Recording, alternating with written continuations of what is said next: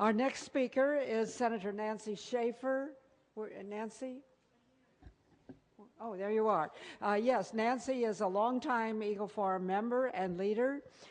She has had an organization called Family Concerns, which was very effective all over the state of Georgia, and another one called Family Concerns Pregnancy Center. She has been in the Georgia State Senate for several terms and is a member of 6 Senate committees. Please welcome our good friend, Senator Nancye Schaefer.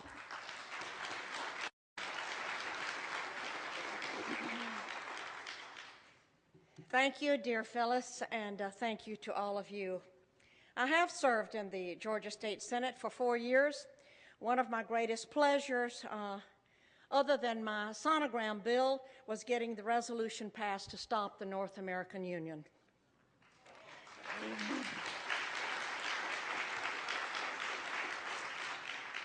However, for 4 years, I have been confronted with families struggling to remove their children from the clutches of Child Protective Services. I wrote a scathing report last year on the corruption in Child Protective Services, and an update and copies are out on the table.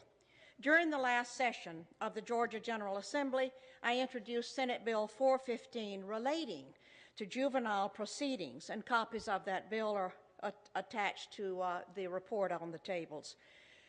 The Bill 415 called for the time allotted for the Department of Human Resources to provide emergency care to a child without a court order to be reduced from 7 days to 72 hours. It required a court order to enter the residence of a parent or guardian to seize a child. It called for family court to be open to the public. Confidentiality and secrecy in family court protects the wrong people. It provided that immunity in the system shall not extend to the seizures of children that are found to be in violation, nor to the administration of medication to a child over the objection of the parent or custodian, and it provided the state from applying for obtaining, receiving, or accepting adoption incentive payments under the Federal Adoption and Safe Families Act of 1997. The Department of Child Protective Services has become a protected empire built on taking children and separating families. This is not to say that there are not those children who do need to be removed from wretched situations and need protection. However, my report is concerned with the children and parents caught up in legal kidnapping. Having worked with probably 300 cases statewide and hundreds across the country, and in nearly every state, I am convinced there is no accountability in Child Protective Services.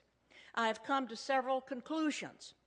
2 or 3 are: 1, that poor parents, not always, but oftentimes, are targeted to lose their children because they do not have the wherewithal to hire an attorney and fight the system.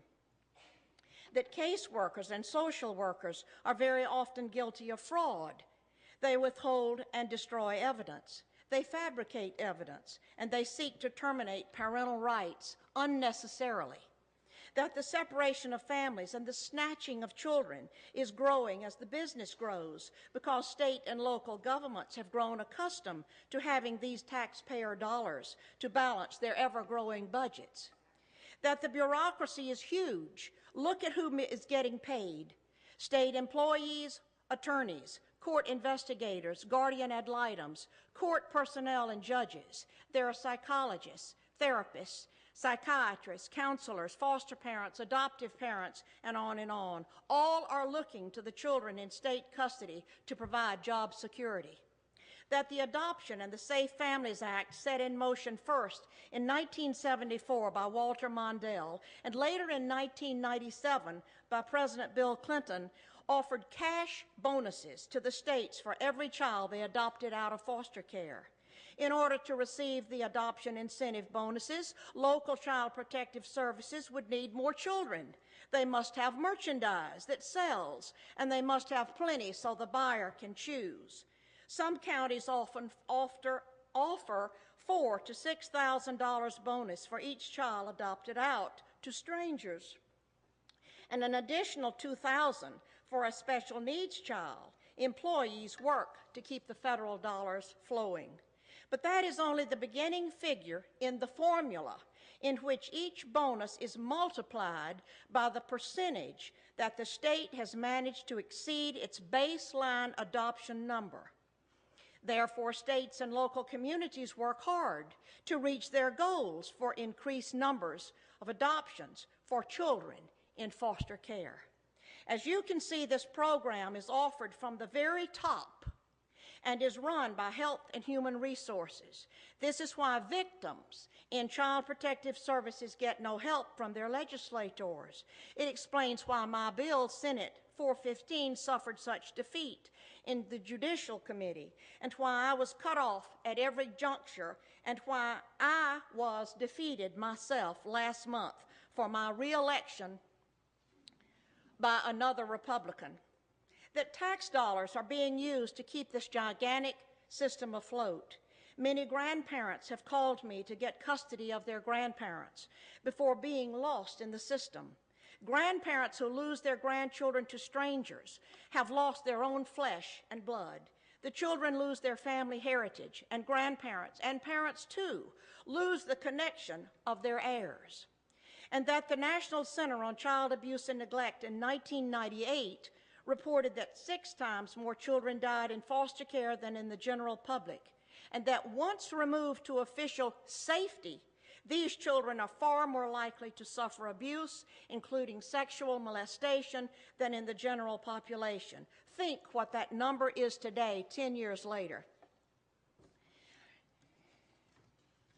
Here are a couple of the recommendations on my list. Call for an independent audit of all state child protective services and for a federal congressional hearing on child protective services.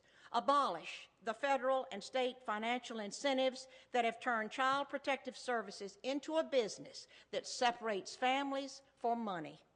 I have witnessed such injustice and harm brought to so many families that I am not sure if reform of the system is even possible. The system cannot be trusted. It does not serve the people. It obliterates families and children simply because it has the power to do so. What I have said to you in these few minutes is that we must confront the fraud in child protective services. Child Protective Services seizes children using the very system that is paid for by the taxpayer, who actually believes it is used to protect abused and neglected children. The bureaucracy of workers benefit financially by a system that converts children into cash while destroying their families and their lives. No child who emerges from the system can ever be sound or whole. Many disappear and never are ever heard from again. God will not stand for what is happening to our children and our families. His heart beats for these children. He will lift up the downtrodden. What is happening in America regarding child protective services is a criminal political phenomenon, and it must be brought to an end. Please join me in working to help set our children and our families free. To whom much is given, much is required.